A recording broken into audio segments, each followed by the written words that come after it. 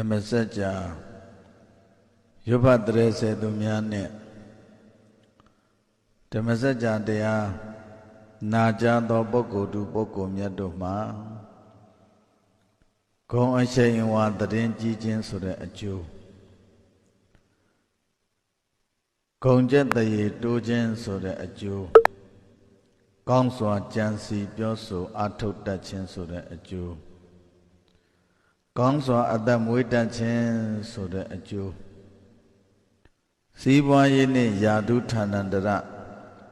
တိုးတက်အောင်မြင်ခြင်းဆိုတဲ့အကျိုး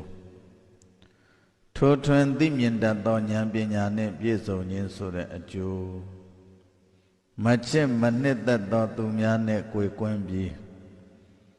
ချစ်ခင်နှစ်သက်သောသူများနှင့်သာပေါင်းဖွဲ့ရခြင်းဆိုတဲ့အကျိုးအပေါင်းအသင်းအချွေရန်ပေါ်များခြင်းဆိုတဲ့အကျိုးအသက်ရှည်နှုပြိုခြင်းအစင်းလှခြင်းဆိုတဲ့အကျိုးစိတ်ချမ်းသာမှုကိုယ်ဤကျမ်းမာမှုရရှိခြင်းဆိုတဲ့အကျိုးနှင့်လူနတ်မြမာတို့ဤကောင်းချီးမင်္ဂလာပေးခံရခြင်းဆိုတဲ့အကျိုးအစရှိသောအကျိုးများကိုဒိဋ္ဌအမှန်ဧကံရရှိမှာဖြစ်ပါတယ်ထိုကဲ့သို့အကျိုးများကိုပေးစွမ်းနိုင်သောဓမ္မစကြာတရားကိုရွတ်ဖတ်တရစေမှာဖြစ်ပါတယ်ဓမ္မစကြာဒေသနာတော်မြတ်ကိုမရွတ်ဖတ်သေးမီရှေးဥစွာဓမ္မစကြာတရားတော်ကိုနာကြားနိုင်ရန်နတ်မြမာများကိုဖိတ်ကြားတဲ့ဒေဝတာနိမန္တနဂါထာကိုရှေးဥစွာရွတ်ဆိုပါမယ်သမန္တသက္ကဝါလေသူအတ္တရာကိသန္တုဒေဝတာသတ္တမမုနိရာဇတသုဏန္တုတက္ကမောက္ခတံဓမ္မတဝနာကာလောအယံပတ္တန္တာဓမ္မတဝနာကာလောအယံပတ္တန္တာဓမ္မတဝနာကာလောအယံပတ္တန္တာသမန္တမြေမဟိချာယေတိရာနှင့်ဒီပါလေးကျွန်းမြစ်မို့ထွန်းသာသဝောအသွန်ဤစัจ java လာဤထဝန်းကျင်မှစကဝါလေသူယူဇနာဘောင်း84,000အမြင့်ဆောင်သောတောင်စัจ java လာကာယံကြောက်ဆိုင်ဝန်း၍ဝိုက်သောတိုက်စာဒီပေါင်း1,000သောလောကရတ္တု၌ဝတန္တာနေထိုင်ကြကုန်သောအာနာလွှမ်းမိုးတကိုးကြီးမြတ်အနန္တတို့သည်အတ္တရာဓမ္မစကြာဟုဆိုအပ်သောတရားတော်မြတ်ကိုရွတ်ဖတ်တရေဆရာအိနေယဌာနသို့အာဂိသန္တုအာလုံးပေါင်းယုံအမြတ်တရာပွားလျက်တရားတော်နာလာရောက်ကြပါကုန်လုံးမုနိရာဇတံအရဟန္တသာဝကာနှင့်ပိစေကမုနိအစရှိသောမုနိတကတို့ဤထိပ်ပံယဟန္တကနတကလူတကမြမတကတို့ဤဥစ္ဆောင်မြတ်စွာဘုရားဤတကမောက္ကတံနတ်ဝေဇယံဝေပုံဗိမာန်ခိုလုံရန်အကျိုးကိုပေးတတ်သောသတ္တမံဓမ္မစကြာဟုဆိုအပ်သောတရားတော်မြတ်ကိုသုဏန္တုမိစ္ဆာဝိတ္တခုမထားပဲမတနာကညပါကုန်လောဘိက္ခုနံပင်စာဝကိနံဣတိပတ္တနာနာမကေမိဂရာယေဓမ္မဝရံယန္တနိဗ္ဗာနပါပကံသဟံပတိနာမကေနမဟာဗြမေနယာစီတောသတုသစ္ဆံပကာသင်တောလောကနာထောအတေတိ နန္တိတံသဗ္ဗတေဝေဟိသဗ္ဗတံပတ္တိတာရကံသဗ္ဗလောကဟိတထာယဓမ္မစကံပနာမဟေသတုသစ္ဆံသစ္စာလေးပါးကိုပကာသင်တော်ပြတော်မူသောလောကနာထောနတ်လူတို့ဤကိုယ်ကိုယ်ရာဖြစ်တော်မူသောမြတ်စွာဘုရားသည်သဟံပတိနာမကေနသဟံပတိအမည်ရှိသောမဟာဗျမေနမြတ်သောဗျမမင်းသည်ရာဇီတော်တရားဟောစိန်သောငါတောင်းမှအပ်သည်ဖြစ်၍ဣတိပတ္တနာနာမကေဖျားပိစေကဗုဒ္ဓအရိယာတို့ဤကောင်းကင်မှတက်ရာကောင်းကင်သို့တက်ရာဖြစ်၍ဣတိပတ္တနာအမည်ရှိသောမိဂရာယေသားတို့အားပေးမဲ့ပေးရမိဂရာဝံတော်၌ပိစဝကိနံငါးယောက်အစုရှိခြင်းကြောင့်ပိစဝကိအမည်ရှိကုန်သောဘေကုဏံအရှင်ကွန်တေညာအရှင်ဝဘအရှင်ဗတ္တိယအရှင်မဟာနံအရှင်အတ္တဇိယဟန်တို့အားနိဗ္ဗာန်ပါပကံနိဗ္ဗာန်သို့ရောက်စေတတ်သောဓမ္မဝရမြတ်သောတရားဖြစ်သောယံဓမ္မစကံအကျင့်ဓမ္မစကြာဒေသနာတော်ကို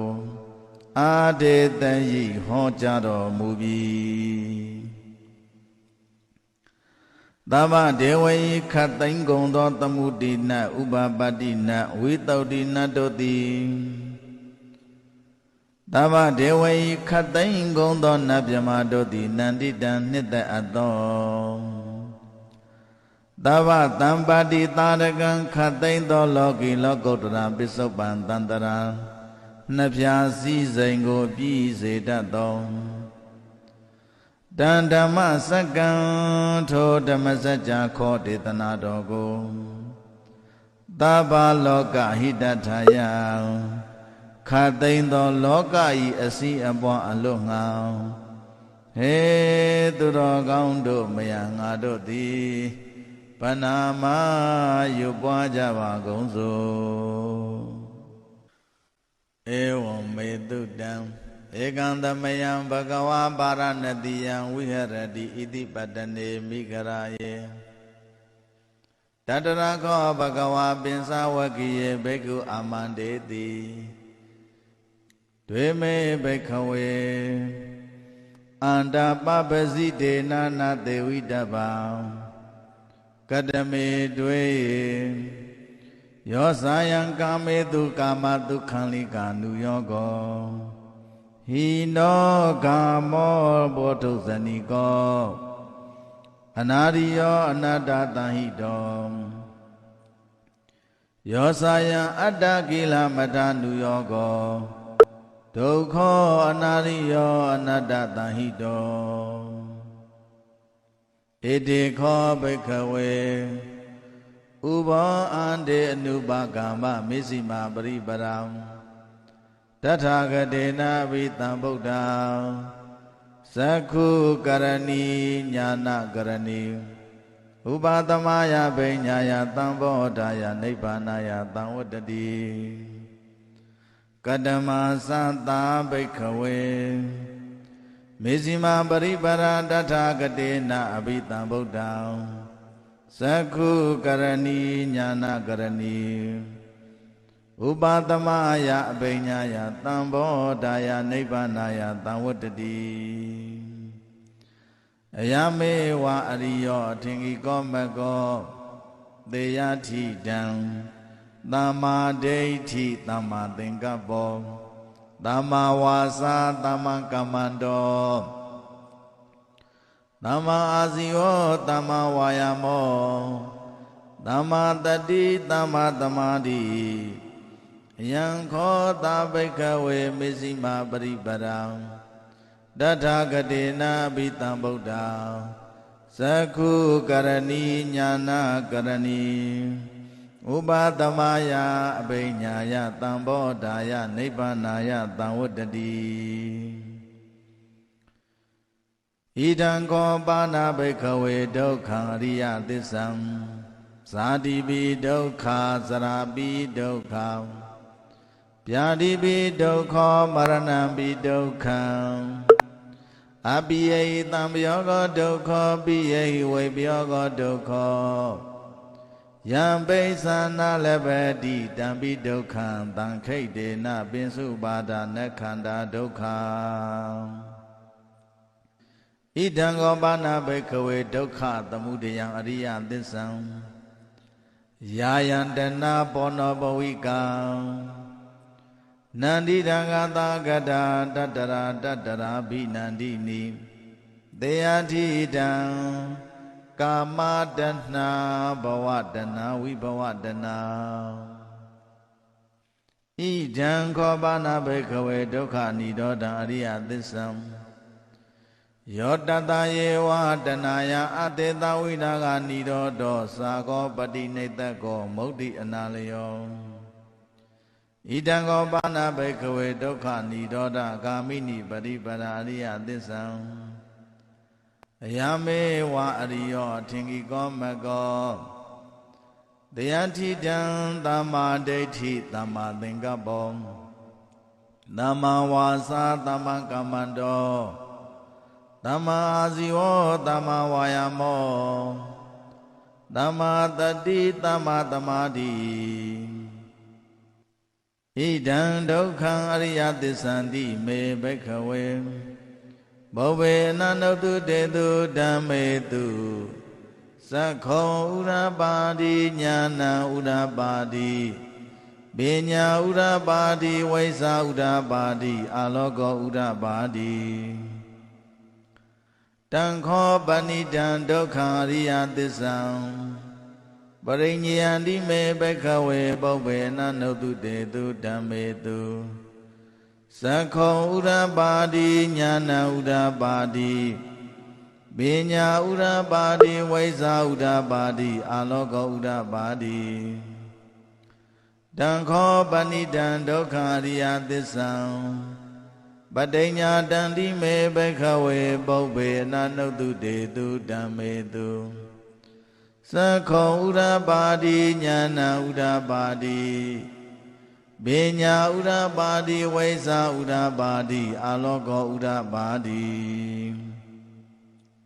ဣဒံဒုက္ခသမုဒယံအရိယသစ္ဆန္တိမေဘိက္ခဝေ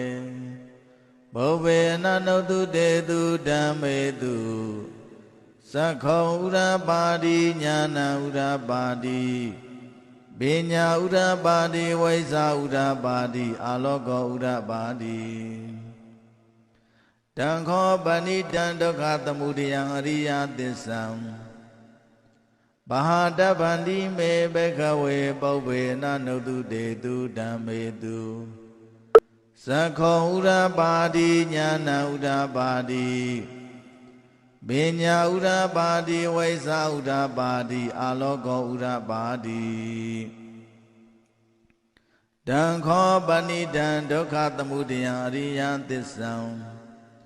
ဗဟိနန္တိမေဘိက္ခဝေပုဗ္ဗေနနုတုတေတုဓမ္မေတု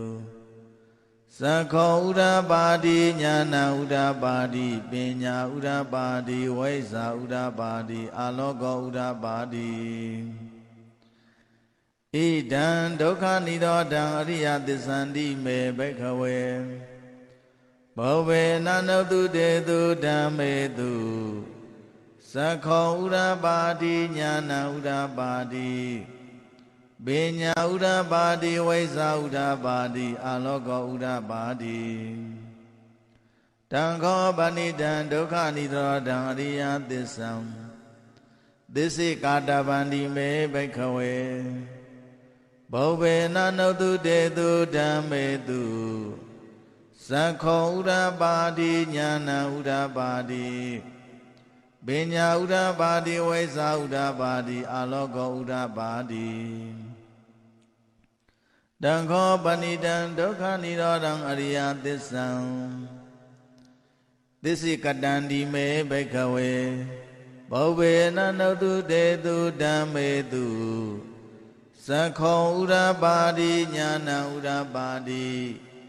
ပ ပိညာဥရပါတိဝိဇာဥရပါတိအာလောကောဥရပါတိ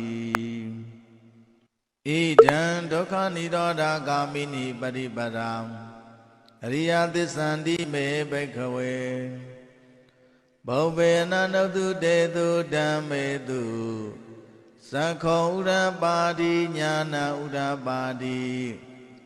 ပညာဥဒ္ဓပါတိဝိဇာဥဒ္ဓပါတိအာလောကောဥဒ္ဓပါတိတံခောပဏိတံဒုက္ခនិရောဓဂာမိနိပฏิပဒာအရိယသစ္ဆံဘာဝေတပ္ပန္တိမေဘိက္ခဝေဘောဘေနနုတုတေတုဓမ္မေတု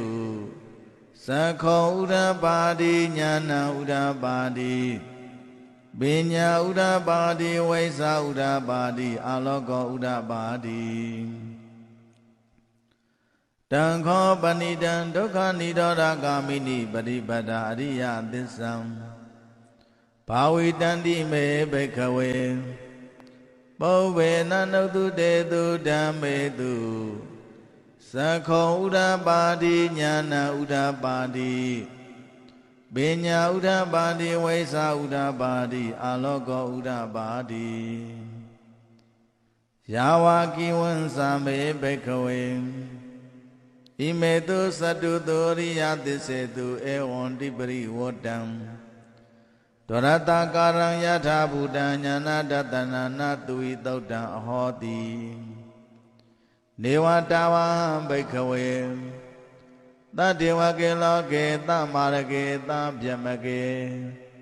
သသမနာဗျမနိယပဇာယသတ္တေဝမနုဿာယအနုတ္တရံသမ္မာသမ္ဗောတိံအဘိတံဗုဒ္ဓောတိပစ္စညာတိံ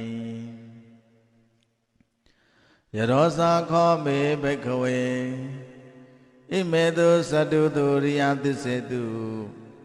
ဧဝံတိပရိဝတ္တံဒွါရတကာရံယထာဘူတံညာနာတတနံသူဝိသုတ်တံဟောတိအထဘိက္ခဝေသတ္တဝကေလောကေသမာရကေသဗျမကေသသမနာဗျမနိယပဇာယသတ္တေဝမနုဿာယံအနုတ္တရံသမ္မာသမ္ဗောတေယံပိတံဗုဒ္ဓောတိပစ္စညာတေညာနိသပါဏာမေတတနံဥဒ္ဓပါတိအာဂုပ္ပါမေဝိမု ക്തി အယမန္တိမာဇာတိနတ္ထိတာနိပုဏ္ဏဘောတိဣဒံမောဇာဘဂဝါအတ္တမနံပင်စဝကိယဘေကုဘဂဝါတောပါတိတံဘိနန္တုံတိဣမသမိန်သပါဏဝေယကရဏသမိန်ပညာမာနေအာယတမတောကွန္တိညတဝိရဇံဝိတမလံဓမ္မစခောဥရပါတိယံကိစေသမုဒိယဓမ္မံသဗ္ဗန္တံនិရောဓဓမ္မံတိဘဝတိတေသံပါဏဘဂဝတံဓမ္မစကေဘုံမာဒေဝသတ္တမနုဿာဝေတုံဧတံဘဂဝတာပါရဏတိယံဣတိပတ္တနေမိဂရာယေအနုတ္တရံဓမ္မစကံဘဝတိတံအပတိဝတိယံသမနေနဝါဗျမနေနဝါဒေဝေနဝါမာရေနဝါဗျမုနာဝါကေနာတိဝါလောကသမိန်တိ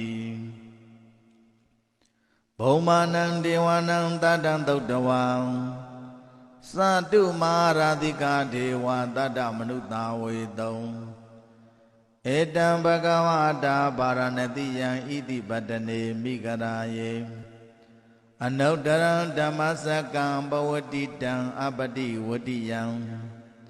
သမနေနဝါဗျမနေနဝါဒေဝေနဝါမာရေနဝါဗျမုနာဝါကေနတိဝါလောကသမိန်တိသာတုမာရာတိကနံဒေဝနံတတ္တံသုတ်တဝံတာဝတိန်သာဒေဝသတ္တမနုဿာဝေတုံဧတံဘဂဝတာပါရဏတိယံဣတိပတ္တနေမိဂရာယေ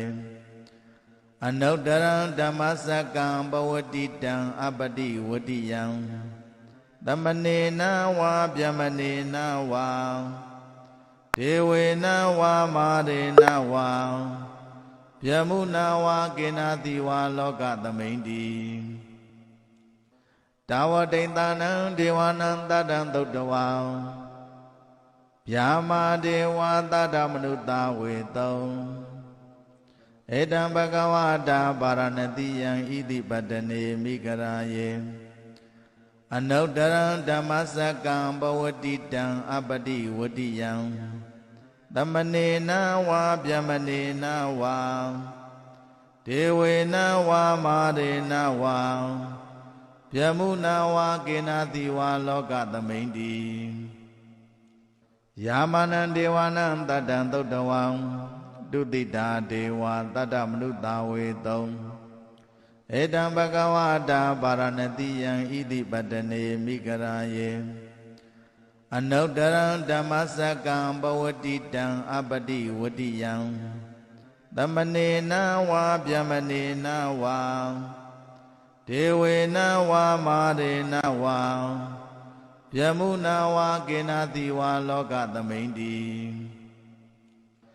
ဒုတိတာနံဒေဝနံတတံသုတ္တဝံ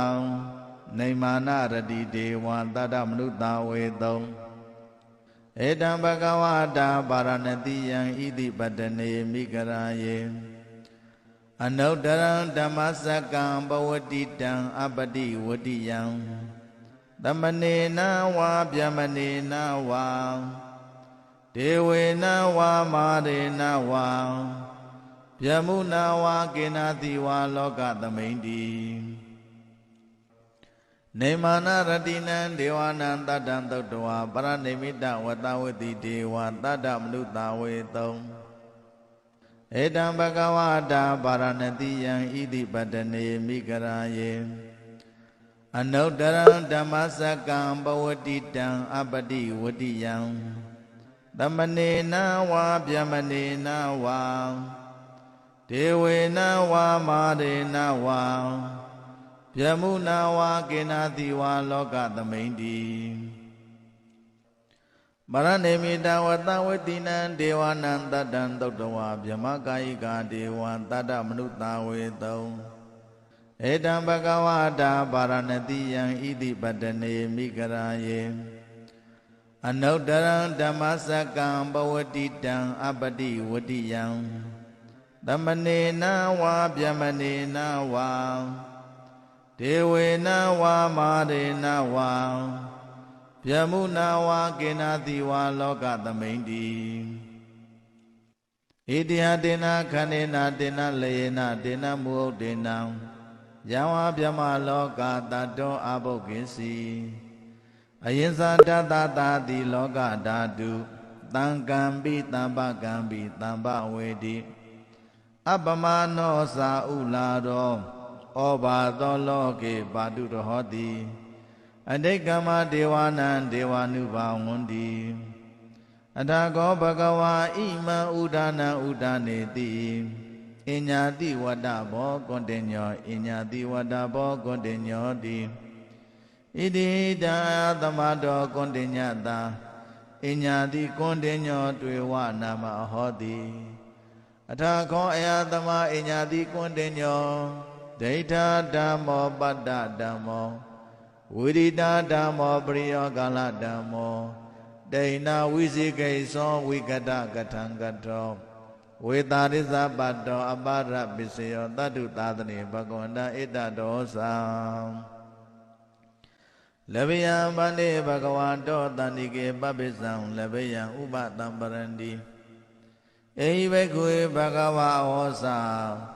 သောခန္တောဓမ္မောစရာပြမစရိယံသမ္မာဒုက္ခတံအန္တကိရိယယတိသာဝတ္တတံအယတမန္တောဥပတံပရာအဟောတိတိဓမ္မစကပောဒနာသုတ်တံနေတိတံဓမ္မစကပောဒနာသုတ်တံဟောရခတုဓမ္မစကပောဒနာသုတ်တံမြတ်စွာဘုရားဤတရားဟုခေါ်ဝေါ်ဓမ္မစကြာသုတ်တရားတော်မြတ်သည်ဟောဒုံမကံဓမ္မစကြာတရားကိုစိတ်ထားကြည်ပြုနာယူကြညာသင်မျိုးကောင်းသားမျိုးကောင်းသမီးတို့အား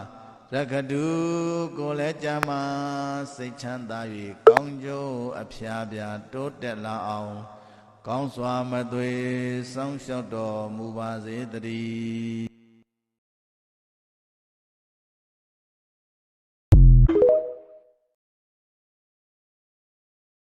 ဓမ္မစကြာယုဘတရေစေသူများနှင့်ဓမ္မစကြာတရားနာကြားသောပုဂ္ဂိုလ်သူပုဂ္ဂိုလ်မြတ်တို့မှာဂုဏ်အရှိန်ဝါတည်ကြည်ခြင်းဆိုတဲ့အကျိုးဂုဏ်ကျက်တရေတိုးခြင်းဆိုတဲ့အကျိုးကောင်းစွာကြံစီပြောဆိုအားထုတ်တတ်ခြင်းဆိုတဲ့အကျိုးကောင်းစွာအသက်မွေးတတ်ခြင်းဆိုတဲ့အကျိုးစီးပွားရေးနှင့်ယာတုဌာနန္တရတိုးတက်အောင်မြင်ခြင်းဆိုတဲ့အကျိုးထိုထွန်းသိမြင်တတ်သောဉာဏ်ပညာနှင့်ပြည့်စုံခြင်းဆိုတဲ့အကျိုးမချစ်မနှစ်သက်သောသူများနှင့်ကိုယ်ကွင်းပြီးချစ်ခင်နှစ်သက်သောသူများနှင့်သာပေါင်းဖွဲ့ရခြင်းဆိုတဲ့အကျိုးအပေါင်းအသင်းအချွေရန်ပေါ်များခြင်းဆိုတဲ့အကျိုးအသက်ရှည်နှုပြိုခြင်းအစင်းလှခြင်းဆိုတဲ့အကျိုးစိတ်ချမ်းသာမှုကိုယ်ဤကျမ်းမာမှုရရှိခြင်းဆိုတဲ့အကျိုးနှင့်လူနတ်မြမာတို့ဤကောင်းချီးမင်္ဂလာပေးခံရခြင်းဆိုတဲ့အကျိုးအစရှိသောအကျိုးများကိုဒိဋ္ဌအမှန်ဧကံရရှိမှာဖြစ်ပါတယ်ထိုကဲ့သို့အကျိုးများကိုပေးစွမ်းနိုင်သောဓမ္မစကြာတရားကိုရွတ်ဖတ်တရစေမှာဖြစ်ပါတယ်ဓမ္မစကြာဒေသနာတော်မြတ်ကိုမရွတ်ဖတ်သေးမီရှေးဥစွာဓမ္မစကြာတရားတော်ကိုနာကြားနိုင်ရန်နတ်မြမာများကိုဖိတ်ကြားတဲ့ဒေဝတာနိမန္တနဂါထာကိုရှေးဥစွာရွတ်ဆိုပါမယ်သမန္တသက္ကဝါလေသူအတ္တရာကိသန္တုဒေဝတာသတ္တမမုနိရာဇတသုဏန္တုတက္ကမောက္ခတံဓမ္မတဝနာကာလောအယံပတ္တန္တာဓမ္မတဝနာကာလောအယံပတ္တန္တာဓမ္မတဝနာကာလောအယံပတ္တန္တာသမန္တမြေမဟိချာယေတိရာနှင့်ဒီပါလေးကျွန်းမြစ်မို့ထွန်းသာသဝောအသွန်ဤစัจ java လာဤထဝန်းကျင်မှစကဝါလေသူယူဇနာဘောင်း84,000အမြင့်ဆောင်သောတောင်စัจ java လာကာယံကြောက်ဆိုင်ဝန်း၍ဝိုက်သောတိုက်စာဒီပေါင်း1,000သောလောကရတ္တု၌ဝတန္တာနေထိုင်ကြကုန်သောအာနာလွှမ်းမိုးတကိုးကြီးမြတ်အနန္တတို့သည်အတ္တရာဓမ္မစကြာဝစွာသောတရားတော်မြတ်ကိုရွတ်ဖတ်တရေဆရာအိန္ဒိယဌာနသို့အာဂိသန္တုအာလုံးပေါင်းယုံအမြတ်တရားပွားလျက်တရားတော်နာလာရောက်ကြပါကုန်လုံးမုနိရာဇတံအရဟန္တသာဝကာနှင့်ပိစေကမုနိအစရှိသောမုနိတကတို့ဤထိပ်ပံယဟန္တကနတကလူတကမြမတကတို့ဤဥစ္ဆောင်မြတ်စွာဘုရားဤတကမောက္ကတံနတ်ဝေဇယံဝေပုံဗိမာန်ခိုလုံရန်အကျိုးကိုပေးတတ်သောသတ္တမံဓမ္မစကြာဟုဆိုအပ်သောတရားတော်မြတ်ကိုသုဏန္တုမိစ္ဆာဝိတ္တခုမထားပဲမတနာကညပါကုန်လောဘိက္ခုနံပင်စာဝကိနံဣတိပတ္တနာနာမကေမိဂရာယေဓမ္မဝရံယန္တနိဗ္ဗာနပါပကံသဟံပတိနာမကေနမဟာဗျမေနယာစီတော Satu tisam bakatin do loka nato aditayi Nandi dan taba dewehi taba tambati tadakam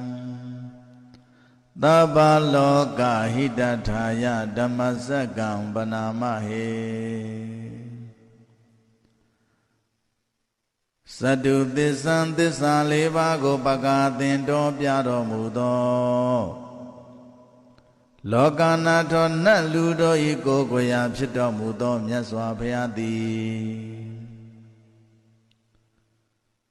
Tahambati namake na tahambati amishito Mahabhyame namyato vyama mindi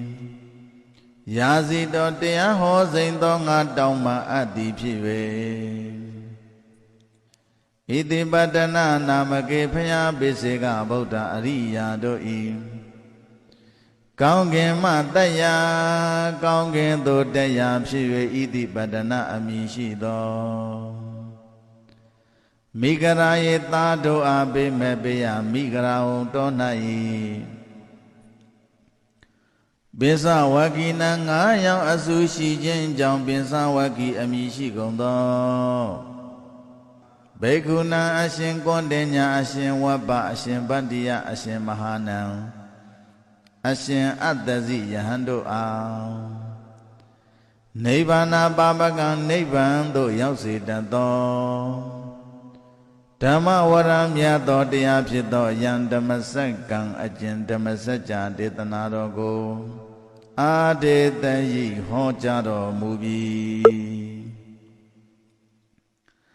Dhamma Dewayi Khatangondo Tamudina Ubabadina Witaudina Doti Dhamma Dewayi Khatangondo Nabhyama Doti Nandita Nita Adho Dhamma Tambadi Taragan Khataindo Loki Lokotra Bisopan Tantara Nabhyasi Zaingo Pi Zedato Dandama Sakam Tho Dhammasaja Kho Detana Dogo Taba Loka Hidathaya Khataindo Loka I Asi Abwa Alunga He Turo Gaundo Mayanga Doti Panama Yubwa Java Gonzo Evam Medudam Ekandamayam Bhagava Paranadiyam Viharati Iti Padane Mikaraye Tatarako Bhagava Pinsavakiye Bhikkhu Amandeti Dveme Bhikkhawe Anda Papasite Nana Devidabha Kadame Dveye Yosayam Kametu Kamatu Khalika Nuyogo Hino Kamo Bodho Zaniko Anariyo Anadatahido Yosaya Adakila Madanu Yogo Dukho Anariyo Anadatahido Idikho Bhikkhawe Uba Ande Anubhagama Misima Pariparam Tathagatena Vitam Buddha Sakhu Karani Jnana Karani Upatamaya Benyaya Tambodaya Nibbanaya Tamvatati Kadama Santa Bhikkhawe Misima Paripara Tathagatena Vitam Buddha Sakhu Karani Jnana Karani Upatamaya Benyaya Tambodaya Nibbanaya Tamvatati Ayame wa Ariyo Thingiko Mako Deyati Dam Dhamma Deiti Dhamma Thingkapo Dhamma Wasa Dhamma Kamando Dhamma Asiyo Dhamma Vayamo Dhamma Tati Dhamma Tamadi Yankho Bhikkhawe Misima Pariparam Tathagatena Vitam Buddha Sakhu karani jnana karani Upatamaya abhinyaya tambodaya nibbanaya tamvuddati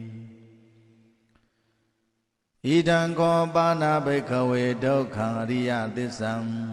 Sadipi dukkha sarapi dukkha Pyadipi dukkha maranampi dukkha Abhiyehi tambhyoga dukkha Abhiyehi vaibhyoga dukkha Yambesana lebedi dambi dukkha Tankhaitena pinsubhada nekhanda dukkha Idango bana bhikkhave dukkha tamudayang ariya tissam Yayantana bono bhavika Nandi dangata gata tattara bhinandini Deyatidang Kamadana bhavatana vibhavatana Idang kobana bhikkhave dukkha nirodha ariya tissam Yotata yewa danaya ateta viraga nirodho Sako patinetako mukti analayo Idango bana bhikkhave dukkha nirodha Kamini paripada ariya tissam Ayame wa ariyo athingiko mako Deyatidang tamma daithi tamma thingkapo Tamma wasa tamma kammando Tamma azivo tamma vayamo Tamma tati tamma tamadi Idang dukkhaṃ ariya tissanti me bhikkhave Bhave nanautu detu dhammetu Sakho urabadi jnana urabadi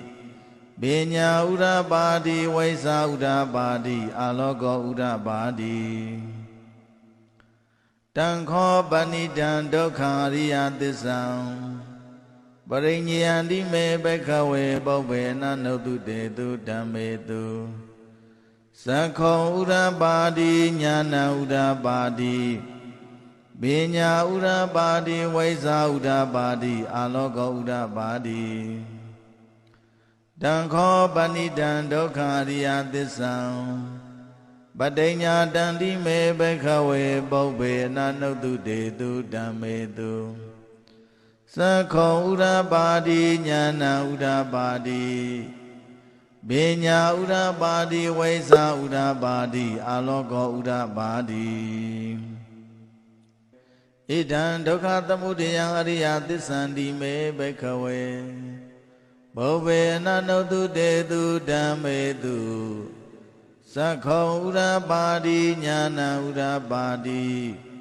Binya urabadi vaisa urabadi Aloka urabadi Tankho panidang dukkha tamudayang ariya tissam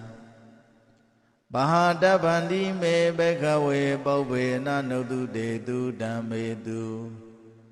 Sakho urabadi jnana urabadi Binya urabadi vaisa urabadi Aloka urabadi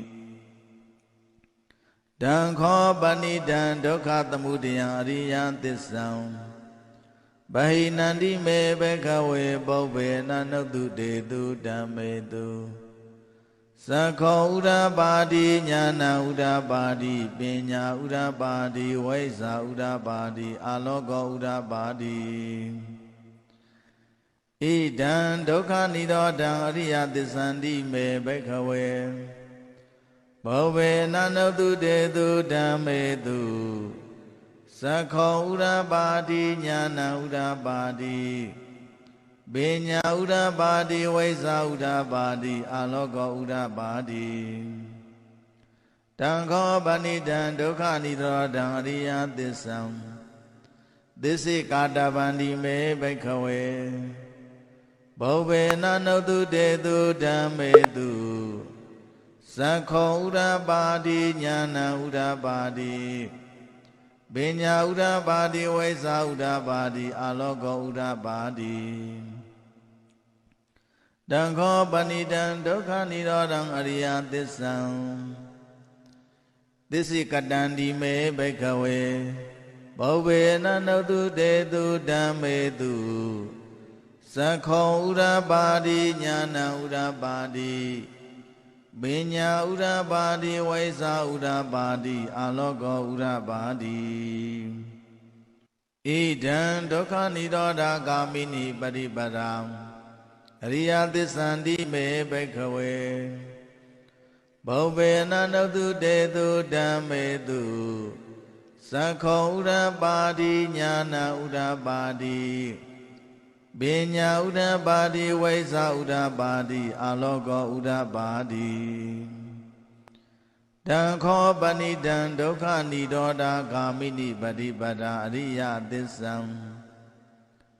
Bhawe Dabandi Me Bekhawe Bobe Nanotu de du Damedu Sakho Ura Badi Nyana Ura Badi Binya Ura Badi Waisa Ura Badi Alogo Ura Badi Dankho Bani Dan Dokha Nidoda Gamini Badi Bada Ariya Dissam Bhawi Dandi Me Bekhawe Bobe Nanotu de du Damedu Sakho Ura Badi Nyana Ura Badi Binya Ura Badi Waisa Ura Badi Alogo Ura Badi Yawaki Wansa Me Bekhawe Imetu Satu Doriya Disetu Ewan Dibri Wodam Dorata Karang Yatha Buddha Nyana Datana Natui Daudan Ahoti Dewa Tawa Bekhawe Ta Dewa Keloke Ta Marake Ta Byamake Ta Tamana Byamaniya Basaya Ta Dewa Manodaya Anodaran Tama Tambo Dei Vitam Buddhoti Bisinyate Yarosa Khome Bekhawe Imedu Satu Duriya Disetu Ewan Dibri Wadam Dwarata Karang Yatha Buddhang Nyana Datanan Tui Daudan Hoti Atha Bekhawe Ta Dewa Keloke Ta Marake Ta Byamake Ta Tamana Byamaniya Basaya Ta Dewa Manodaya Anodaran Tama Tambo Deyi Vitam Buddhoti Bisinyate Nyani Sabana Me Datana Ura Badi Agoba Me Vimodi Aya Mandi Masadi Nati Dani Puna Bodhi Idamo Sabagawa Adamanam Binsa Wakiya Beku Bhagavato Padidam Binandondi Imatamain Sabana Vyakarana Tamain Pinya Mane Ayatamato Kwantinyata Virasan Vita Malang Damasakho Ura Badi Yangai Setamuriya Dhammang Tapandang Niroda Dhammandi Bhavati Desa Bana Bhagavatam Dhammasake Bhoma Dewa Tata Manuta Vetam Edam Bhagavata Paranatiyam Iti Padane Mikaraye Anaudaram Dhammasakam Bhavatitam Apati Vatiyam Dhammanena Va Bhyamanena Va Devena Va Marena Va Bhyamuna Va Kenati Va Loka Tamaindi Bhaumanang Devanang Tadang Taudavang Satu Maharadhika Dewa Tada Manuta Vetam Edam Bhagavata Paranatiyam Iti Padane Mikaraye Anaudaram Dhammasakam Bhavatitam Apati Vatiyam Dhammanena Va Bhyamanena Va Devena Va Marena Va Bhyamuna Va Kenati Va Loka Tamaindi Sadhu Maradhikanang Devanang Tadang Taudavang Tawadena Dewa Tada Manuta Vetam ဧတံဘဂဝတာပါရဏတိယံဣတိပတ္တနေမိဂရာယေအနုတ္တရံဓမ္မစကံဘဝတိတံအပတိဝတိယံသမနေနဝါဗျမနေနဝါဒေဝေနဝါမာရေနဝါဗျမုနာဝါကေနာတိဝါလောကသမိန်တိတာဝတိန်တနံဒေဝနံတတံသုတ်တဝံဗျာမာဒေဝတတမနုတာဝေတုံဧတံဘဂဝတာပါရဏတိယံဣတိပတ္တနေမိဂရာယေအနုတ္တရံဓမ္မစကံဘဝတိတံအပတိဝတိယံသမနေနဝါဗျမနေနဝါဒေဝေနဝါမာရေနဝါ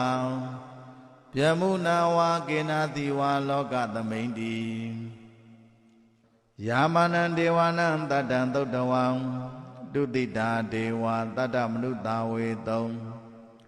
ဧတံဘဂဝတာပါရဏတိယံဣတိပတ္တနေမိဂရာယေအနုတ္တရံဓမ္မစကံဘဝတိတံအပတိဝတိယံသမနေနဝါဗျမနေနဝါဒေဝေနဝါမာရေနဝါဗျမုနာဝါကေနာတိဝါလောကသမိန်တိဒုတိတာနံဒေဝနံတတံသုတ်တဝံနေမာနရတိဒေဝတတမနုတာဝေတုံဧတံဘဂဝတာပါရဏတိယံဣတိပတ္တနေမိဂရာယေအနုတ္တရံဓမ္မစကံဘဝတိတံအပတိဝတိယံသမနေနဝါဗျမနေနဝါဒေဝေနဝါမာရေနဝါဗျမုနာဝါကေနာတိဝါလောကသမိန်တိနေမာနရတိနံဒေဝနံတတံသုတ်တဝါပရဏိမိတဝတဝတိဒေဝတတမနုတာဝေတုံဧတံဘဂဝတာပါရဏတိယံဣတိပတ္တနေမိဂရာယေအနုတ္တရံဓမ္မစကံဘဝတိတံအပတိဝတိယံသမနေနဝါဗျမနေနဝါဒေဝေနဝါမာရေနဝါ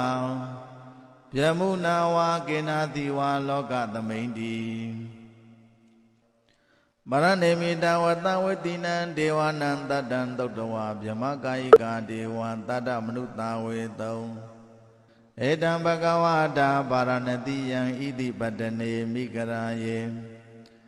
အနုတ္တရံဓမ္မစကံဘဝတိတံအပတိဝတိယံ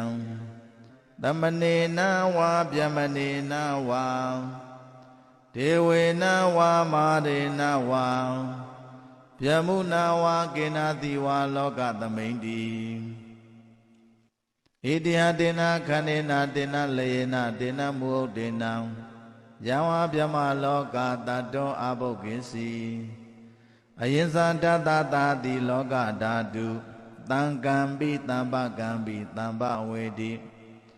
အပမနောသာဥလာရောဩဘာသောလောကေပါတုရဟောတိအတိတ်ကမဒေဝနံဒေဝ ानु ဘာဝန္တိအထာကောဘဂဝါဣမံဥဒါနံဥဒါနေတိအညာတိဝတ္တဘောကွန်တေညောအညာတိဝတ္တဘောကွန်တေညောတိဣတိတံသမတောကွန်တေညတာအညာတိကွန်တေညောတွေ့ဝနာမဟောတိ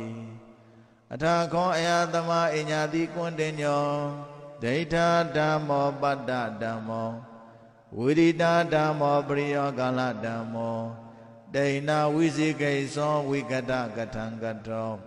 ဝေတာရိသပတ္တောအပါရပစ္စယောတတုသာသနေဘဂဝန္တဣတတောသံလဗယံဗန္တိဘဂဝန္တောတန္တိကေပပိသံလဗယံဥပတံပရန္တိဧဟိဘိက္ခုဘဂဝါဟောစာသောခန္တောဓမ္မောစရပြမစရိယံသမ္မာဒုက္ခတံအန္တကိရိယယတိသာဝတ္တတံအယတမန္တောဥပတံပရအဟောတိတိဓမ္မစကပောဒနာသုတ်တံနေတိတံဓမ္မစကပောဒနာသုတ်တံဟောရခတုဓမ္မစကပောဒနာသုတ်တံမြတ်စွာဘုရားဤတရားဟုခေါ်ဓမ္မစကြာသုတ်တရားတော်မြတ်သည် ဟောဒုံမကံဓမ္မစကြာတရားကိုစိတ်ထားကြည်ပြုနာယူကြညာသင်မျိုးကောင်းသားမျိုးကောင်းသမီးတို့အားရခတုကိုလည်းကြမှာစိတ်ချမ်းသာ၍ကောင်းကျိုးအဖျားပြတိုးတက်လာအောင်ကောင်းစွာမသွေစောင့်ရှောက်တော်မူပါစေတည်း